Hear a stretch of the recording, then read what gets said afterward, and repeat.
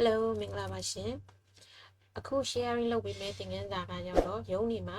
လစ်လက်ရာထူးတွေခေါ်တဲ့အခါမှာဆိုလို့ရှိရင်စာရိုက်ပေးရတဲ့ပုံစံပေါ့နော်အဲ့ဒီပုံစံကို sharing လုပ်ပေးမှာပါဒါဆိုရင်စပြီနော်ဒါကဒီနေ့ရိုက်ပြပေးမယ့်ပုံစံပေါ့နော်ဒီနေ့ရိုက်ပြပေးမယ့်ပုံစံမှာဒါကိုဆိုလို့ရှိရင်နည်းနည်းလေးသေးလိုက်မယ်နော်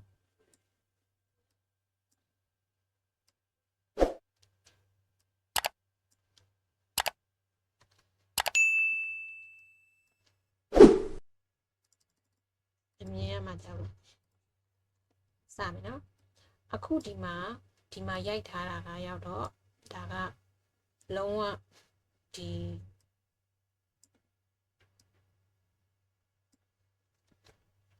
တော့အကျန်းရိုက်ထားတဲ့ပုံစံနဲ့ရိုက်ပြထားတာရိုက်ပြထားတာပါဒီလိုပါဒီပုံစံမှာဒါဆိုလို့ရှိရင်စပြီးတော့စီမယ်နော်စပြီးတော့စီမယ်ဆိုလို့ရှိရင်ဒီမှာရိုက်ထားတာကလုံးဝကိုဒီတိုင်းအကျန်းကိုရိုက်ထားပါဘာမှမစီရသေးဘူးเนาะဒါဆိုလို့ရှိရင်စပြီးတော့စီမယ်စပြီးရစီတဲ့အခါမှာဆိုလို့ရှိရင်ဒီမှာဒီထက်အတိုင်းလေးလိုက်စီလို့ပေါ့နော်ဒီရှောက်လာခေါ်ယူခြင်းချီကိုသူတို့ကအလဲကိုပို့ထားတော့ကိုကနေစပြီးတော့စီမယ်ရှောက်လာခေါ်ယူခြင်းကိုအလဲပို့မယ်နောက်ပြီးလို့ရှိရင်ခေါင်းစဉ်တွေကအမြဲတမ်းဘိုးပေးရတာဖြစ်တဲ့အတွက်ကြောင့်မို့လို့ keyboard မှာရှိတဲ့ control ရဲ့ B ကိုနှိပ်လဲရတယ်ဒီမှာရှိတဲ့ B ကိုနှိပ်လဲပဲရတယ်เนาะ okay ဒါဆိုလို့ရှိရင်တခုရပြီနောက်ထပ်သွားမှာကရောက်တော့ဒီမှာကအရန်ဒီမှာ paragraph မှာဒီစာပိုင်းမှာအရန်ကျဲနေတဲ့အတွက်ကြောင့်မို့လို့ပြန်ညှိယူမယ်เนาะဒီမှာဆိုလို့ရှိရင်8 t ဖြစ်နေ6လောက်ပဲထားပေးခဲ့မယ်เนาะ okayဒါဆိုလို့ရှိရင်တခုရပြီပေါ့နော်ပြီးရခါရောက်တော့ဒီမှာအရန်ဒီမှာဆိုလို့ရှိရင်ဒီပုံစံကရောက်တော့တလက်မပေါ့နော်ဘေးပညာတလက်မစီဖြစ်နေရဲ့အဲ့ဒါလေးကိုဆိုလို့ရှိရင်နည်းနည်းလေးထပ်ပြီးတော့ပုံမှန်အတိုင်းပဲပေါ့နော်တို့တွေရဲ့ပုံမှန်အတိုင်းပဲနည်းနည်းလေးထပ်ပြီးတော့ပုံတင်ပေးမယ်โอเคနောက်ထပ်တစ်ခုကရောက်တော့ဒီမှာ1ရဲ့နောက်ပြီးရခါရောက်တော့အားကစားနဲ့ကာယပညာဦးစီးဌာနဒါရဲ့သူတို့ခွဲထားတာရှိတယ်ဒါဆိုလို့ရှိရင်ဒီမှာတလက်မလောက်ခွဲထားရှိရနော်အဲ့ဒါဆိုလို့ရှိရင်သူ့ကိုခွဲမယ်ထုံးစံအတိုင်းပဲဒီမှာပေတံလေးယူမယ်ပေါ့နော်ပေတံကိုယူလို့ရှိရင်ဒီမှာပြောပြမယ်နော်ထပ်ပြီးတော့ဒီအပေါ်ကနေကိုပြောမယူနဲ့အခုဒီစာပိုင်လေးကိုခွဲမယ်ဆိုလို့ရှိရင်ဒီအဆက်ကလေးတွေရှိရဲ့10 20 30အဲ့ဒီအဆက်ကလေးတွေအောက်နာလေးကနေကိုင်းမယ်ဒီပေတံရဲ့အောက်ကိုလည်းကြော်မသွားနဲ့နော်โอเคဒါဆိုလို့ရှိရင်အဲ့မှာ4000လေးပေါ်လာပြီသူ့ရဲ့တလက်မဖြစ်တဲ့အတွက်ကြောင့်မို့လို့တလက်မလောက်ပေါ့နော်နီလောက်ထားမယ်ဒီဆက်လေးလည်းပေါ်လာပြီဒီမှာလည်းကာစာပေါ်လာပြီဆိုလို့ရှိရင်ဒီ4000လေးပေါ့နော်ဒါဆိုလို့ရှိရင် control ရဲ့တက်ပြနှိပ်မယ် keyboard မှာရှိရ okay ဒါဆိုလို့ရှိရင်နောက်ထပ်ဘယ်လိုလုပ်မလဲဆိုလို့ရှိရင်ဒီမှာကြည့်လိုက်မယ်နော်ဒါဆိုလို့ရှိရင်ဒီစာပိုက်ကပုံမှန်ဆိုလို့ရှိရင်ဒီမှာမညီဘူးလေဒီမှာညှိလိုက်ဒီမှာကာစာနဲ့ဆွဲလိုက်လို့ရှိရင်အဲ့မညီတဲ့ဟာကိုဆိုလို့ရှိရင်ညီအောင်ညှိမယ်ဆိုလို့ရှိရင်ဒီမှာရှိရ justify ရှိရအဲ့ justify နဲ့ဒီမှာဒါညီသွားပြီနော်ဒါညီသွားပြီဆိုလို့ရှိရင် okay နောက်ထပ်တစ်ခုသွားမယ်နောက်ထပ်တစ်ခုသွားတာကရောက်တော့ဗာလဲဆိုလို့ရှိရင်အဲ့မှာလာပြီးရှောက်ထားနိုင်ပါသည်ဆိုပြီးတော့ဒီမှာဇယားပုံစံနဲ့သူသွားမှာเนาะဒီ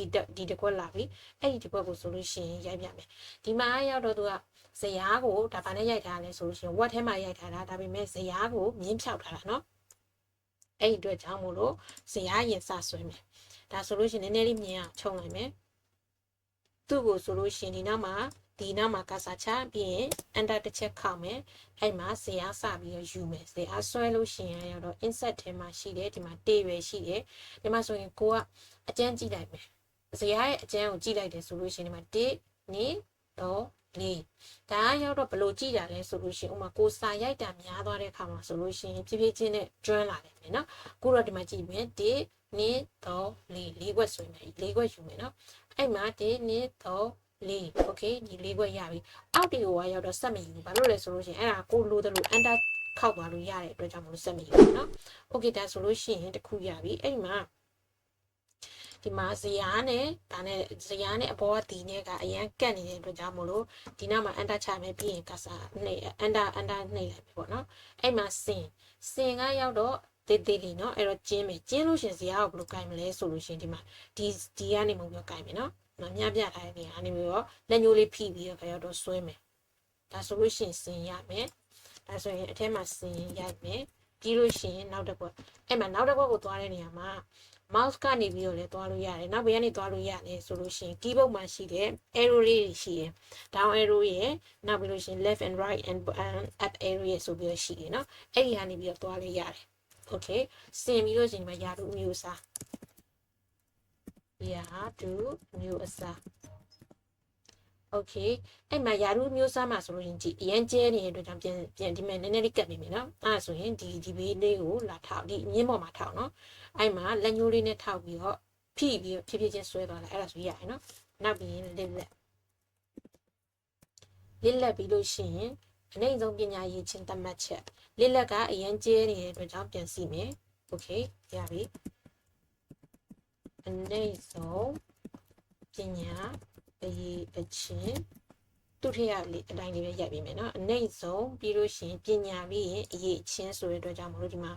အရေးအချင်းရဲ့ရှေ့မှာအရဲ့ရှေ့မှာကာစာချပြီးရင်အန်တာခောက်လိုက်ဒါဆိုရင်ရပြီเนาะအရေးအချင်းသတ်မှတ်ချက်သတ်မှတ်ချက် okay ဒါရပြီဆိုလို့ရှိရင်ဒါညှိတာပြီးရင်ညှိမယ်เนาะအဲ့မှာနောက်ထပ်တစ်ခွက်ကိုသွားမယ်နောက်ထပ်တစ်ခွက်ဘယ်လိုရရမှာလဲဆိုလို့ရှိရင်အရောက်တော့ဒီမှာလွဲတယ်เนาะဒီဇရာရဲ့အပြင်ဘက်မှာနောက်မှာကာစာချလိုက်ကာစာချပြီးအန်တာခောက်လိုက်အဲ့ဒါဆိုလို့ရှိရင်နောက်တစ်ခွက်ကိုရောက်သွားပြီဒီအတွင်းထဲမှာမဟုတ်ဘူးเนาะအကယ်၍အတွင်းထဲမှာခောက်တယ်ဆိုလို့ရှိရင်ကာစာထည့်ပြီးတော့ဒီမှာချက်ရဲ့နောက်မှာဒီမှာကာစာချပြီးတော့အန်တာခောက်တယ်ဆိုဒါဇရာကျဲသွားမှာเนาะနောက်ဒီမှာစာရိုက်တဲ့ဟာဖြစ်သွားမှာအဲ့လိုမချရဘူးဒီနောက်ဆုံးမှာလာပြီးတော့ကာစာချပြီးရိုက်ပြီเนาะ okay ကကြီးနောက်ပြီးရင်နီးပြနီးစနစ်နီးပြရဲ့နီးစနစ်စာရိုက်တဲ့ဟာလေးကိုတော့နည်းနည်းလေးစိတ်ရှိလေးစောင့်ပြီးပါနော်15နီးရ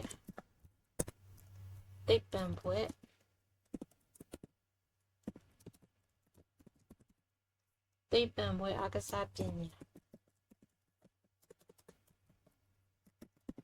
ဘာလို့လဲဆိုတော့ဒီနေရာလေးတစ်ချက်ကိုပဲဟိုစိတ်ရှိလေးစောင့်ပြီးပေါ့နော်တခြားဟာတွေကရောက်တော့ပြကြတိတ်မရှိဘူးမို့လို့နော်တကယ်တော့ဒီမှာဆိုလို့ရှိရင်သူဆင်းသွားပြီနော်တကယ်၍ဒီမှာသို့မဟုတ်ဆိုပြီးရခါရောက်တော့တကယ်တော့ဆိုပြီးရခါရောက်တော့ဆက်ရိုက်မယ်ကွာဆက်ရိုက်လိုက်တဲ့ခါမှာဆိုလို့ရှိရင်အဲ့မှာဇရာရွေ့သွားတာပဲဖြစ်တတ်တယ်ဇရာရွေ့သွားတာပဲဆိုလို့ရှိရင်ဒီထဲမှာရှိတယ်အဲ့မှာဆိုလို့ရှိရင် okay wait a minute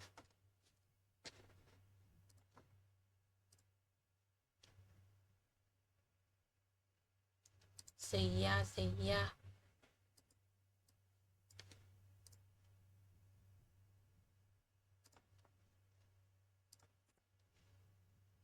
ဒီမှာဒီဟာလေးနဲ့ပေါ့နော်အကယ်၍ဇရာကရွေ့သွားတယ်ဆိုလို့ရှိရင်ဒီသို့မဟုတ်ပြီးလို့ရှိရင်ဒီမှာပေါ့နော်တက္ကသိုလ်ဆက်ရိုက်နေတော့မှအဲ့ဒီ bla bla bla bla ပေါ့အဲ့လိုမျိုးရွေ့သွားတယ်ဆိုလို့ရှိရင်ဘယ်လိုလုပ်လို့ရလဲဆိုရင်ဒီမှာရှိတဲ့ auto fix မှာဆိုလို့ရှိရင်ဒီမှာဒီဇရာကိုထောက်လိုက်တယ်ဆိုလို့ရှိရင်ဒီမှာပဲပေါ်လာမလဲဆို design ရဲ့4ယောက်ရပေါ်လာမယ်အဲ့ဒီ4ယောက်ထဲမှာဒီမှာ auto fix ဆိုတာရှိတယ်အဲ့ auto fix ထဲမှာဒီဟာလေးနဲ့ auto fix window ဆိုတာလေးရှိတယ်เนาะအဲ့ဒါလေးကိုနှိပ်လိုက်လို့ရှိရင်အဲ့ဒီဇရာကမရွေ့တော့ဘူးเนาะ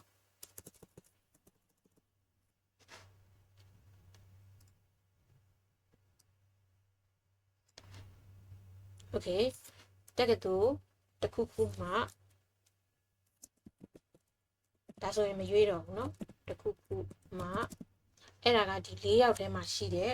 ဒီဇရာပုံလေးပေါ့เนาะဆောဆောတော့ auto fit ဒီမှာဒီပုံလေးဒါကရောက်တော့ဇရာကိုကျုံထားလို့เนาะဒီတို့ရဲ့ window ကိုကျုံထားတဲ့အတွက်ကြောင့်ဖြစ်တယ်ဒီမှာဒါလေးချဲလိုက်မယ်ချဲပြီးလို့ရှိရင်ဒီတခြားနေရာတွေဆိုလို့ရှိရင်ဒီအဲ့ auto fix ကမပေါ်ဘူးเนาะဇရာပေါ်မှာထောက်ဇရာကိုလိုချင်တာဖြစ်တဲ့အတွက်အဲ့မှာဒီမှာ auto fix ဆိုတာရှိရဲ့အဲ့ဒီမှာ auto fix window နဲ့ကိုရွေးလိုက်လို့ရှိရင်ရပြီเนาะအဲဆိုရင်ဒါလေးကိုပြန်ကျင်းမယ်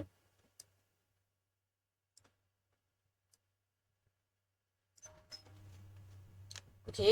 ဒါဆိုလို့ရှိရင်ရပြီတက္ကသိုလ်တစ်ခုခုမှပွဲရရှိပြီး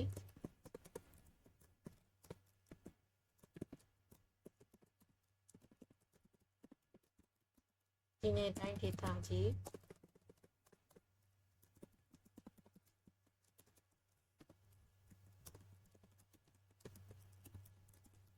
တိုင်း ဒေတာကြီးအလွတ်တန်လက်ရွေးစင်ဖြစ်ရ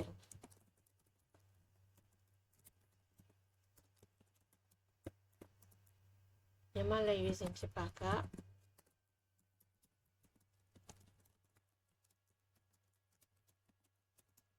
မြန်မာလက်ရွေးစင်ဖြစ်ပါကဘာဖြစ်ပြီးမှလဲပညာရေးချင်းချောဖို့စဉ်းစားနေပညာရေးအချင်းချောဖို့စဉ်းစားနေနောက်ပြီးလို့ရှိရင်အဓိကအာကစားကျွမ်းကျင်မှုနဲ့အဓိကအာကစားကျွမ်းကျင်မှုနဲ့နောက်လာကြံ့ခိုင်စွမ်းရည်စစ်ဆေးခံရကြံ့ခိုင်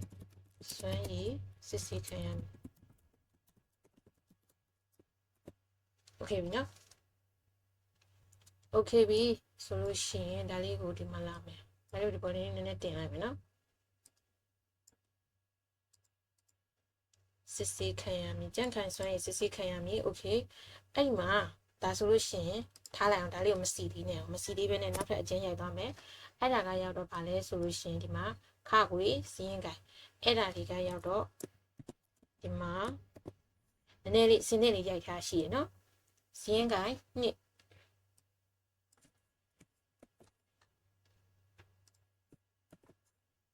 နောက်ထပ်တစ်ခါနေရာကရောက်တော့9နေရာပေါ့နော်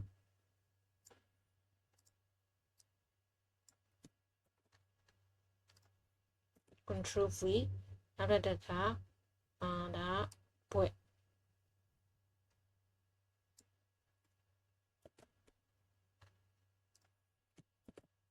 โอเคနောက်တစ်ဇရာတစ်ခွက်သွားမယ်ဒါဆိုရင်ဒီဇရာရဲ့အပြင်မှာနောက်မှာကစားချနော်ရပြီဒါဆိုရင်ကမယ်အကယ်၍ကိုကပေါ့နော်ဒီကာကြီးနဲ့ခါခွေးကြားထဲမှာဇရာတစ်ခွက်လိုချင်နေဆိုလို့ရှိရင်ကာကြီးရဲ့နောက်မှာကစားချပြီးကာကြီးအကွက်ရဲ့ပေါ့နော်ဒီကာကြီးဆိုရင်ဒီမှာကာကြီးအကွက်ရဲ့နောက်မှာကစားချဒီလိုလေးလုပ်လိုက်အန်တာလေးခေါက်လိုက်ဒါဆိုလို့ရှိရင်ကာကြီးနဲ့ခါခွေးကြားမှာတစ်ခွက်ဝင်သွားမယ်နော်အဲ့တော့အခုလောလောဆယ်မလိုတဲ့အတွက်ကြောင့်မလို့ဘလို့ပြန်ဖြတ်မလဲဆိုလို့ရှိရင် control ရဲ့ z ရဲ့နေလဲအဲဆိုမူလအတိုင်းပြန်ရောက်တယ်နော်ဒါကတော့ဖြတ်တာမဟုတ်ဘူးမူလအတိုင်းပြန်ရောက်တာနော်ကငယ်ကရောက်တော့ဗာလဲဆိုလို့ရှိရင်ဒုကြည့်ချက်ထိမ့်သိမ်းရပြီနောက်ပြီးလို့ရှိရင်ကရောက်တော့နေရာက9နေရာ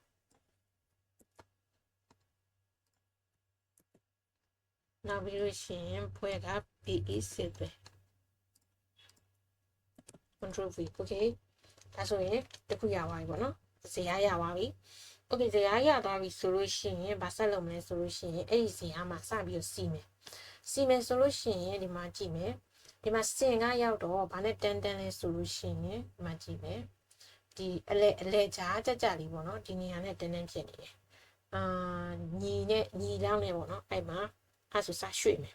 ဇရာကိုရွှေ့ခြင်းလို့ရှိရင်ဒီမှာဇရာကိုထောက်လိုက်ဇရာကိုမထောက်ရင်ဒီများတော့ထောက်လို့ရှိရင်တခြားနေရာတွေထောက်ရင်မပေါ်ဘူးเนาะဇရာကိုကင်တာဖြစ်တဲ့အတွက်ကြောင့်မလို့ဇရာကိုရွှေ့မှဖြစ်တဲ့အတွက်ဇရာကိုထောက်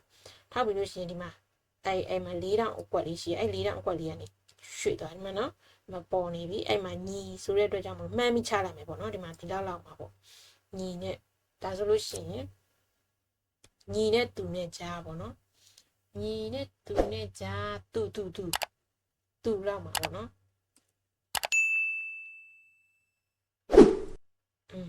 ဒီလောက်ပေါ့ဒီလောက်ဆိုလို့ရှိရင်ရမယ်အဲ့မှာဆိုလို့ရှိရင်ဒီမှာဇရာကဘယ်လိုဖြစ်နေလဲဆိုလို့ရှိရင်ဇရာကဒီဘက်ကိုကြော်နေရယ်เนาะဒီမှာထောက်ကြည့်ဇရာအဲ့ဘက်ကိုကြော်နေတဲ့အတွက်ကြောင့်မလို့အဲ့လိုတော့အကြော်မခံဘူးအဲ့တော့ဘယ်လိုထပ်လုပ်မလဲဆိုလို့ရှိရင်ပြန်ပြီးတော့ညှိရမယ်ညှိတော့ကဒီမှာဒါဇရာကိုကင်တဲ့ပုံစံပေါ့เนาะဒီမှာဒီကိုထောက်ကြည့်လိုက်ဒီမှာ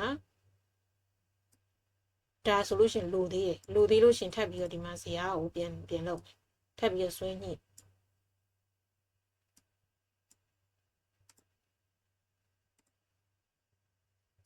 ဒါဘယ်လောက်လိုသေးလဲဆိုလိုသေးရနော် okay လိုသေးရဆိုလို့ရှိရင်ငါရောက်တော့ဒီမှာစကြည့်ရမယ်စကြည့်လို့ရှိရင်ငါရောက်တော့ဒီမှာကဘယ်လိုဖြစ်နေလဲဆိုတော့ဒါဘေးတလက်မတွေမညီဘူးဖြစ်နေဟောအဲ့ဒါလေးကိုနည်းနည်းညီအောင်နည်းနည်းခိုးပြီးချက်မယ်ဒီလောက်ထားမယ်ဒါနဲ့ဆိုလို့ရှိရင်ဒီလောက် okay ဒါဆိုလို့ရှိရင်ဒီဇာတ်ကိုဒီဘက်ကိုနည်းနည်းထပ်ချက်ထပ်ပြီးရွှေ့မယ်ဒီကနေကြိုင်မယ်နော်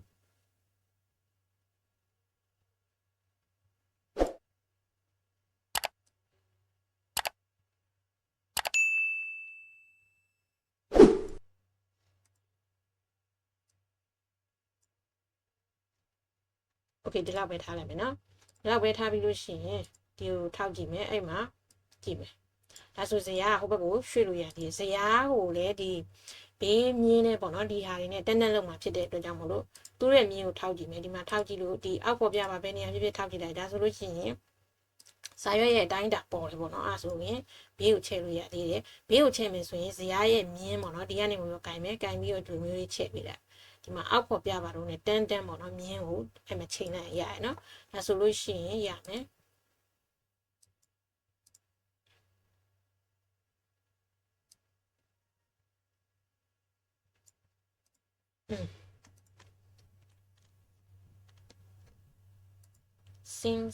စင်း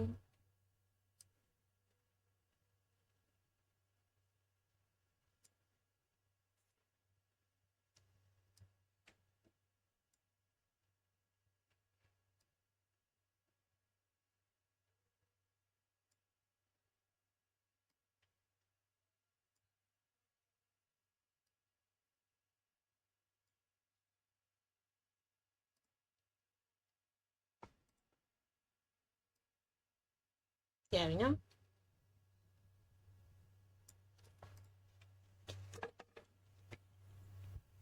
ဒါဆိုလို့ရှိရင်ဒီမှာဆိုလို့ရှိရင်ပြန်လုပ်ပြမယ်နော်ပြန်လုပ်ပြမယ်ကဘယ်လိုလဲဆိုလို့ရှိရင်ဒီမှာက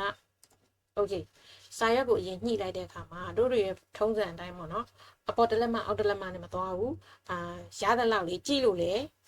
ကြည့်လို့လဲလှအောင်အရင်လဲစီးမြင်းစီးကန်းပေါင်လေးကနေလည်းမထွက်သွားအောင်ဒီလိုမျိုးလေးပေါ့နော်ဖြည်းဖြည်းချင်းညှိသွားလိုက်မယ်ပေါ့နော်အပေါ်ကို0.5 လောက်နဲ့ယူမယ်ဘေးတွေကိုလည်း0.5 စီလောက်နဲ့ယူမယ်ပေါ့နော်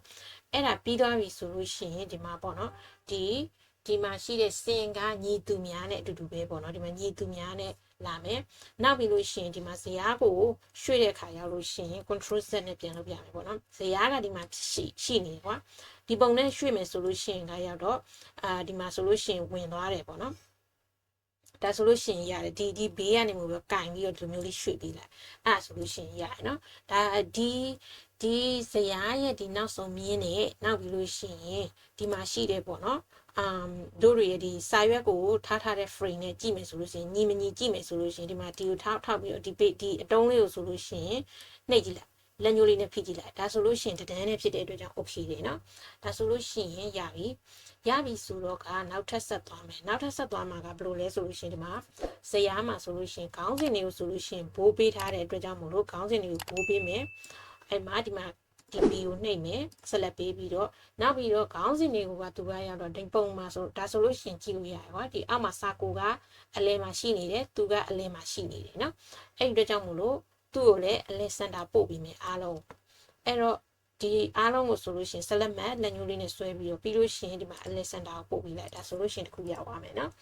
နောက်ပြီးလို့ရှိရင်နောက်တစ်ခုကပါလဲဆိုလို့ရှိရင်ဒါဒီဟာမှာဆိုလို့ရှိရင်စာညှိဖို့လိုသေးတယ်အဲ့တော့စာမညှိခင်ပါရင်လုပ်မယ်ဆိုလို့ရှိရင်ဒီ justify ကိုအရင်လုပ်ထားမယ်နော်အဲ့တော့ justify ဒီမှာအားလုံးကို select ပေးပြီးတော့ justify လုပ်မယ်အဲ့လို justify select ပေးတဲ့အခါမှာဒီတခြားဇယားခွက်ကစာတွေကိုမယူနဲ့နော်ဒီတစ်ခုပဲယူမယ်နော်အဲ့ဆိုလို့ရှိရင်စပြီးတော့ဆွဲကြည့်မယ်ဆွဲကြည့်မယ်ဆိုတာကရောက်တော့ပညာအရေးချင်းဒါဆိုလို့ရှိရင်တက်တယ်ပေါ့နော်ဒီမှာဆိုလို့ရှိရင်အကွက်ကြီးအကျဲကြီးဖြစ်နေအဲ့လောက်ကြီးမလိုချင်ဘူးအဲ့ဆိုကြည့်ရဆိုးတယ်ဒီလောက်ပေါ့နော်ရပြီဒါကနောက်မှကိုကျွမ်းကျင်တယ်လို့မျိုးပေါ့နော် short pause စဉ်းစားမိဒါလေးကိုနည်းနည်းချဲပြီးလိုက်ဒါဆိုလို့ရှိရင်အရင်မကျေတော့ဘူးကွာကိုကျွမ်းကျင်တယ်လို့မျိုးညှိပေးလိုက်နော်ဒါဆိုလို့ရှိရင်ရပါတယ်ဒီကောင်တွေကရောက်တော့ဒီမှာ justify ထောက်ကြည့်လိုက်ဒီမှာ justify လေးခဲအောင်လေးဝင်နေတယ်เนาะဒါဆိုလို့ရှိရင်ရပြီဒီဟာလေးဝင်နေပြီဒါဆိုလို့ရှိရင်ရပြီ okay အဲ့မှာဆိုလို့ရှိရင်နောက်ထပ် preview တစ်ခုတစ်ခါကြည့်ပြမယ်ဒီမှာ preview တစ်ခါကြည့်တော့ဘယ်လိုကြည့်မလဲဆိုလို့ရှိရင်ဒီမှာ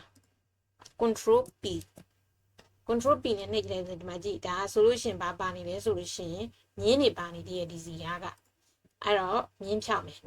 ဆိုလို့ရှိရင်ဒီမှာကြည့်ဒီဇရာတစ်ခုလုံးကိုထောက်ပြီးရကြတော့ဇရာကိုထောက်ဇရာကိုမြင်းဖြောက်မှာဖြစ်တဲ့အတွက်ပြီးပြီဆိုလို့ရှိရင်ဒီမှာရှိတယ်ဘာလေးလဲဆိုလို့ရှိရင်4000ခွက်လေးအဲ့ဒါလေး4000ခွက်လေးကိုနှိပ်ပြီးလို့ရှိရင်အဲ့ထဲမှာပဲရှိတယ်ပေါ့နော်ဒီမှာဒီ home ထဲမှာပဲဒီမှာရှိတဲ့4000ပေါင်လေးနဲ့အဲ့မှာ border ဆိုတာရှိရယ် no border ဆိုတာရှိရယ် all border ဆိုတာရှိရယ်ဒီမြင်းတွေမလိုချင်တဲ့အတွက်ကြောင့်မလို့ no border ကိုယူဒါဆိုလို့ရှိရင်ရပြီမှာအဆက်ကလေးဖြစ်သွားတယ်နော်အဲ့ဒါကို preview ကြည့်ပြမယ် preview ကြည့်တော့ control ရဲ့ P ကိုနှိပ်လိုက် keyboard မှာရှိရဒါဆိုလို့ရှိရင်မြင်းတွေပျောက်သွားပြီနော် okay ဒါဆိုလို့ရှိရင်ပြန်သွားမယ်နောက်ထပ်ညှိမယ်နောက်ထပ်ညှိတော့ကဒီမှာနောက်ထပ်ညှိတော့ဘာညှိမလဲဆိုလို့ရှိရင်ကရောက်တော့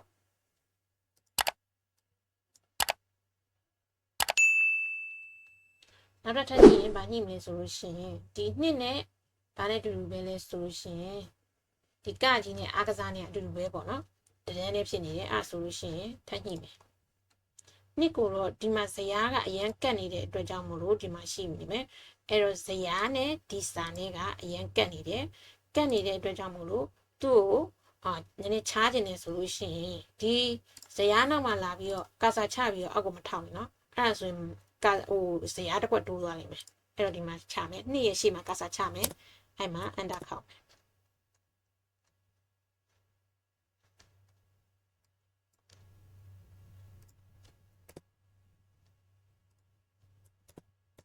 What happened?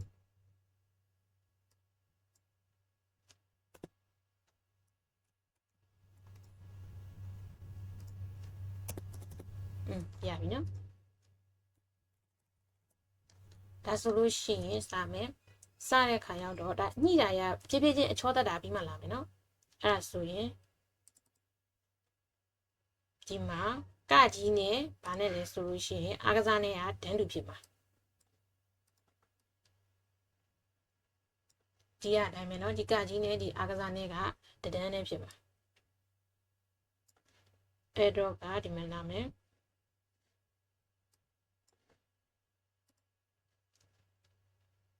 ဒီကကြီးရှိမှာကစားချမယ်ပြီးလို့ရှိရင်ဒီကနေမှပြီးတော့အဆက်ကလေးခေါ်မယ်နော်အဆက်ကလေးနဲ့ရွှေ့မယ်မအားကစားနဲ့တန်းရပြီ okay အဲဆိုရင် control ရဲ့ tab ရဲ့နှိပ်လိုက်မယ်ဒါဆိုလို့ရှိရင်တခုရပြီအဲ့မှာကြည့်မယ်ဒီမှာဆိုလို့ရှိရင်မညီသေးတဲ့အတွက်ကြောင့်မလို့ဒီမှာထက်နဲ့လွှာနဲ့ကမညီသေးဘူးဒီကိုကြည့်လိုက်လို့ရှိရင်ဒီမှာ justify မဝင်သေးတဲ့အတွက်ကြောင့်မလို့ကိုညှိကျင်တဲ့ဟာအားလုံးပေါ့နော်ကိုညှိကျင်တဲ့ဟာအားလုံးကိုဆိုလို့ရှိရင်ဒီမှာဒီတစ်ပိုက်လုံးကိုဆိုလို့ရှိရင် select ပေးမယ်ပေးပြီးလို့ရှိရင် justify နဲ့ညှိမယ်ဒါဆိုလို့ရှိရင်ရပြီဒါဆိုရင်10 10ဆိုလို့ရှိရင်ဘယ်လိုကြည့်မလဲဆိုလို့ရှိရင်ဒီမှာဒီကနေပြီးတော့အကင်ကြည့်ဒီမှာဒါဆို10နေနော်ဒါဆိုရင်တစ်ခုရပြီနောက်ထပ်ကရောက်တော့ခခွေးပေါ့နော်ခခွေးကိုထပ်ပြီးတက်မယ်ခခွေးကအောက်ရောက်နေတော့ပေါ်တက်မယ်နောက်ပြီးရင် enter ခောက်မယ်ဒီမှာရောက်တော့ဘာလို့ဖြစ်လို့အဲ့လိုမတက်တာလဲဆိုလို့ရှိရင်စောစောကတို့ကရောက်တော့ဘလို့ညှိခဲ့လဲဆိုရင်ဒီဘယ်ညာနှစ်ခုကိုပေါ့နော်ဒီမှာ 0.7 လောက်ထိစီနဲ့တို့ညှိခဲ့တယ်ဒါပေမဲ့အပေါ်ကိုလည်းညှိခဲ့တယ်ဒါပေမဲ့အောက်ကိုမညှိခဲ့ဘူးအဲ့တော့အောက်ကိုလည်းနည်းနည်းလေးဆွဲချမယ်ဒီကနေမှပေတံမှာရှိရနော်ပေတံရဲ့ဒီမှာခဲရောင်နဲ့အဖြူရောင်နဲ့ကြားပေါ်မှာအဲ့မှာလက်ညှိုးလေးနဲ့ပတ်စထောက်မယ်ထောက်ပြီးရင်ဒီလိုမျိုးလေးဆွဲချလိုက်မယ်အဲ့ဒါဆိုလို့ရှိရင်ရပြီနော်အဲ့မှာခဝေးစပြီးတော့ဆွဲမယ်ခါခွေးစပြီးတော့ဆွဲရင်ဘယ်လိုဆွဲမလဲဆိုလို့ရှိရင်နောက်တော့ကြည့်အောင်ပေါ့နော်ဒီမှာအဲ့မှာခါခွေးကိုပေါ်တက်လိုက်တဲ့အခါမှာဆိုလို့ရှိရင်ဒီမှာ control နဲ့ tab နဲ့လည်းဒီဘယ်ကနေလဲဆိုလို့ရှိရင် keyboard ကနေလှုပ်လို့ရတယ်နော်အဲ့တော့ရပြီနော်ဒါကရောက်တော့ခါခွေးအဲ့မှာခါခွေးမှာခါခွေးကဘယ်လိုဖြစ်လဲဆိုတော့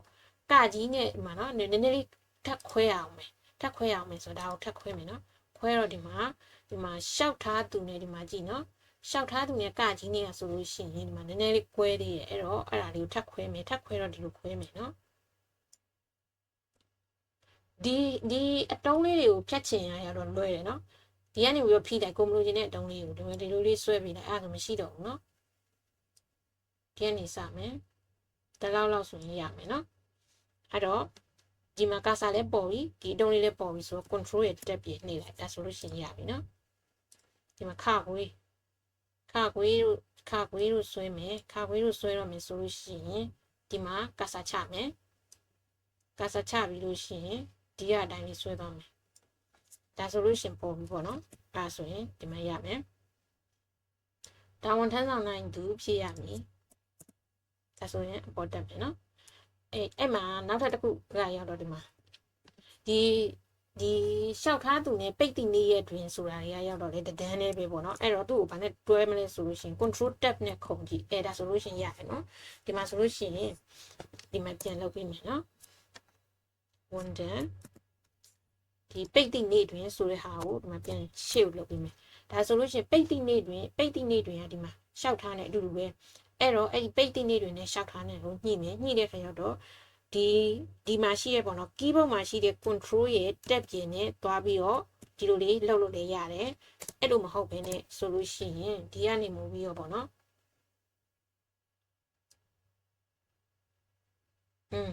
ဒီမှာ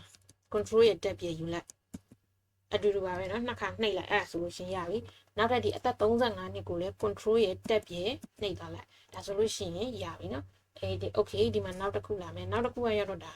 ဒီမှာကျမ်းမာရေးကောင်းမွန်ပြီးနေရာဒေသမရွေးဆိုတဲ့ဒီဟာပေါ့နော်ဖြစ်ရမည်အဲ့ဖြစ်ရမည်ကိုလည်းရွှေ့ရမယ်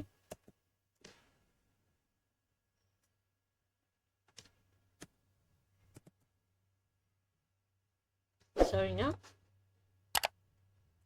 အဲ့မှာနောက်ထပ်တစ်ခုသွားမယ်ဝန်ခံကတိပြုတယ် control ရဲ့ဒါဆိုလို့ရှိရင်မညီသေးဘူးပေါ့နော်ဒီနေရာကိုတော့ဖြတ်လိုက်မယ်နော်ဒါကခုနယူထားတဲ့ဟာတွေမို့လို့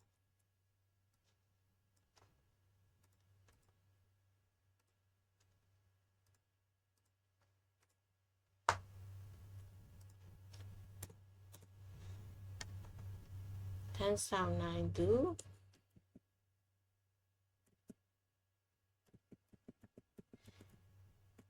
ခဏလေးနော်ဟုတ်ဒီမှာလေပါလဲဆိုတဲ့ခါရောက်တော့ကဒီပေါ့နော် Microsoft Word ကိုညှိရနည်းနည်းလေးပေါ့နော်နည်းနည်းလေးပါအများကြီးမဟုတ်နည်းနည်းလေးတော့လက်ပေါက်ကတ်တယ်ပေါ့နော် Okay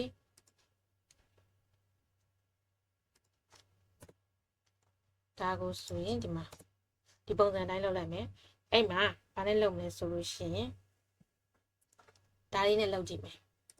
စောစောဟာနဲ့ညှိမရအောင်ဆိုလို့ရှိရင်ဒီမှာရှိတဲ့ဒါကဒီမှာပေါ့နော်ခကွေး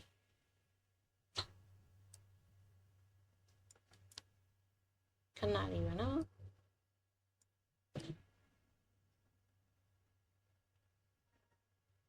โอเคနောက်တော့တစ်ခါဒီဟာ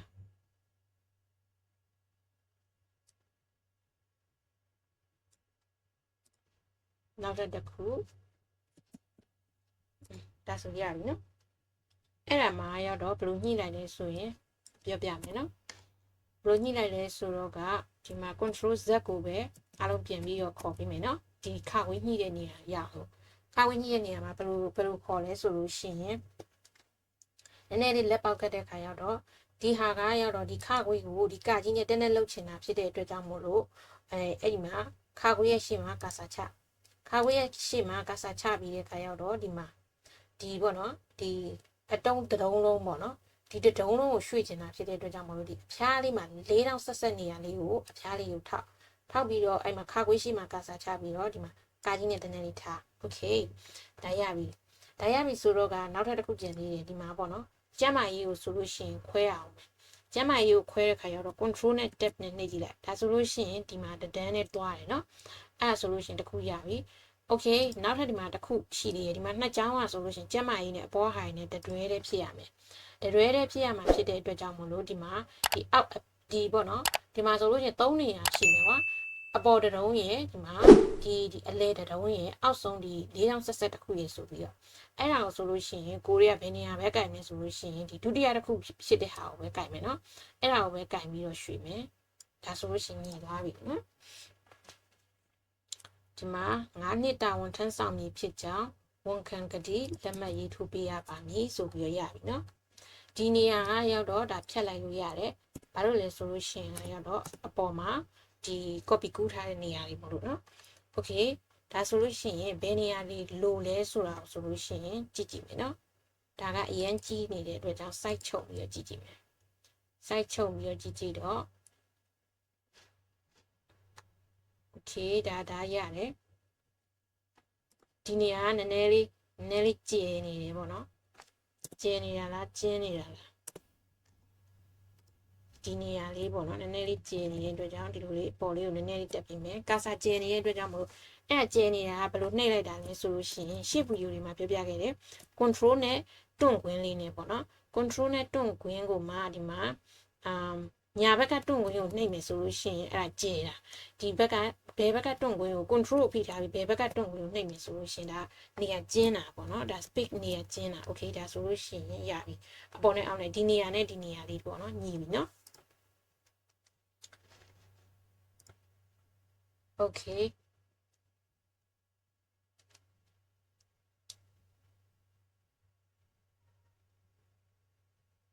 ဒါဆိုရပြီပေါ့နော်နောက်ထပ်ဒီမှာစာမျက်နှာတက်တဲ့နေရာပေါ့နော်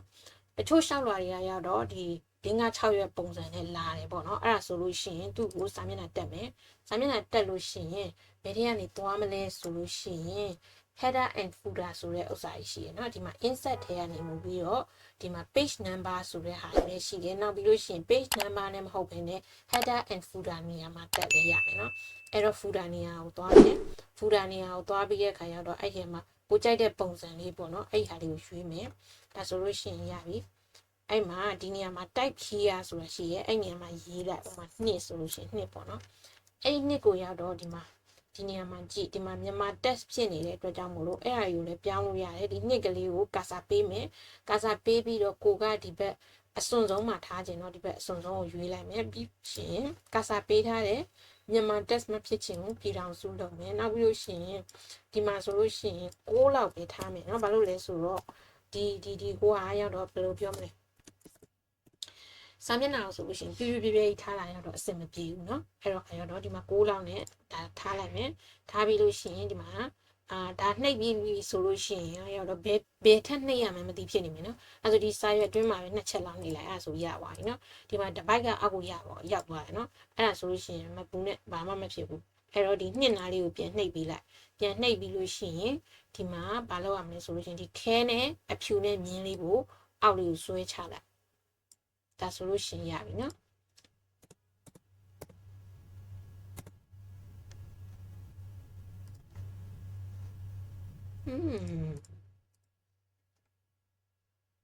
ဒါလေးကိုပြန်ညှိပေးလိုက်ကသူကစောကြီးကလေး